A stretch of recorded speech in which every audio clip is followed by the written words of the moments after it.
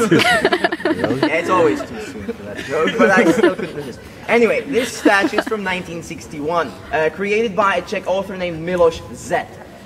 He called the statue the youth, and it symbolizes the youth. It's about a 15-year-old boy, so that's pretty much as youth as you can get.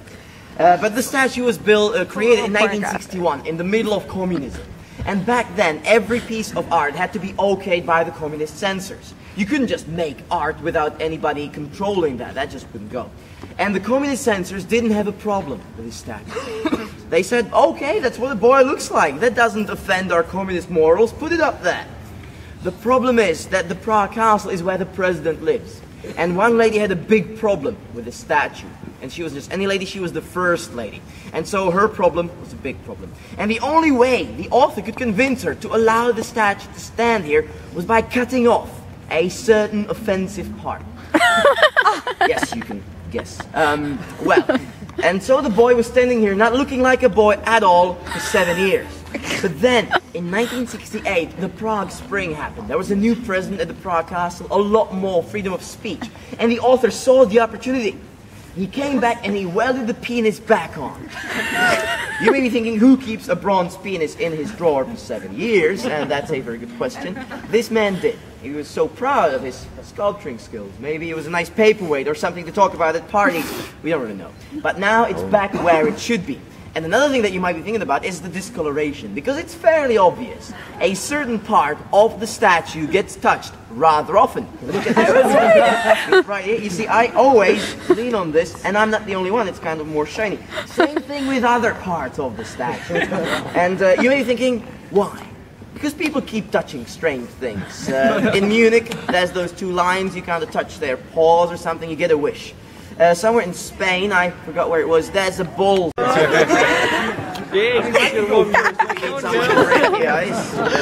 it's not that hard.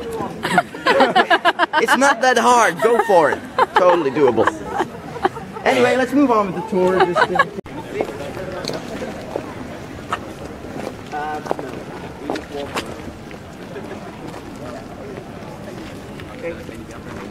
Okay, ladies and gentlemen, that's the rear side of the St. Vitus Cathedral. In fact, it's the oldest part of the St. Vitus Cathedral from the 14th century. Or maybe outgate jousting is outdated, no one does that anymore, cruel to the horses, who cares about people? Okay, let's get the 21st century equivalent of jousting, whatever that may be, I don't know, ultimate fighting or something.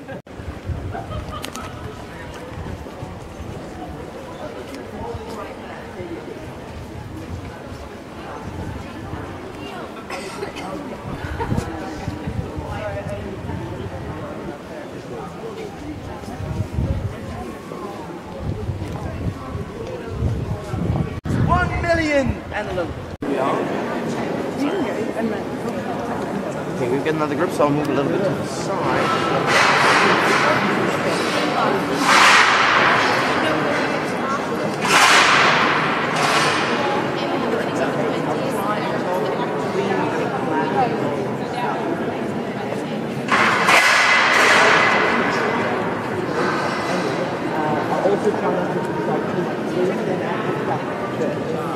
Lines originally, but one of them got promoted, and the other one did what we do, and the tail is all that's left of him. It might not actually be true, because of course lions don't do that, but it tells you a lot more about the Czechs, a lot more than I could tell you in 3 hours of tour. It really tells you a lot. You can tell a lot about the people from their language. Truly. It's a sad affair. The lion was put up here 3 years ago in Latin. Anyone speak me Latin? It stands for truth prevails. It's a very nice motto. It doesn't really work that easy, but we'd like to think so. But now, let's see a beautiful little garden, and then I'll show you the amazing main gate that I promised earlier, and I'll try to finish my story. Now, officially speaking, they're scenes from Greek mythology. But that doesn't really explain why they're here. But there's actually an even better thing behind this gate, and that's the second gate. It's called the Matthias Gate, originally a freestanding gate from the 17th century that was incorporated into the rest of the castle buildings in the 19th. Side, and this is the main gate, and I think we're leaving on a high note. But now let's get a main by the reefs. That's not an easy thing to do. The only person who even comes close is Václav Havel, the first president of Czechoslovakia of the 20th century, that during the days of the Second World War was used by the Gestapo, and then during the days of communism it was used by the communist secret police for pretty much the same things the Gestapo were using it for. Was happening there these days we don't really know because it belongs to the Secret Service, but we know pretty well what was happening there during communism, because quite a few people have gone through this building and have written about their experiences in there. So we know that during communism this place had 30 solitary cells, quite a few ordinary cells, and basically everything you need to torture confessions out of people, because that's what the communist secret police, the STB, were doing in here. And the thing is, the communists needed this to be happening because they needed people. A lot of people were convicted of political crimes, and usually there's no evidence of political crimes, conspiring against the country, saying bad view of Prague, to make it short. It's really an amazing view. One of the most important things that you can see here is that beautifully lit up church in the center. It looks kind of orange. You can see it's got a very large dome. The dome is green, and that's the Church of St. Nicholas that I've mentioned. That's the one that the secret police were using to spy on embassies. This will become an important waypoint after the tour. One other thing is that you can see the St. Vitus Cathedral. You can see how far we've walked from the Prague castle. And you can see, again, it's beautifully lit up. Kudos, big gentleman. And there's one other thing that you can see, and that's the Eiffel Tower knockoff on the hill over there. And I'm not being harsh. I'm not being harsh at all. This actually is an Eiffel Tower knockoff. Because what's the story behind it? You're right. I know. In the 19th century, Looks they like had it. the World Fair in Paris, and they decided to build a huge tower out of steel. And what's the story behind this? The Petřín Tower, named after the Petřín Hill upon which it stands. Well, in the 19th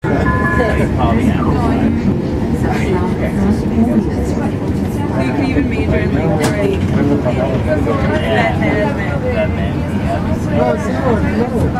Innocent girls. This shirt's like way too big. I gotta stop doing it. I'm filming, but it's so dark.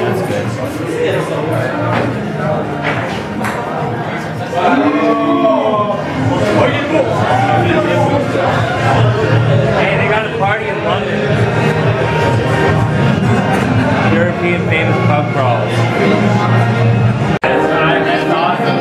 Actually, guys, I also from Australia. Like that's actually.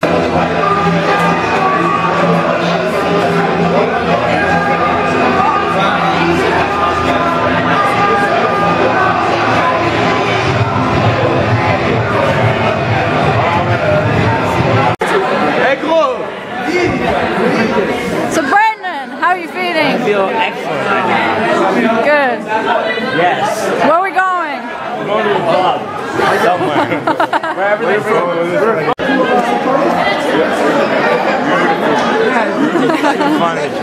I'm filming. It's okay. I've been making eyes in the background. I like, we look at each other and we're like,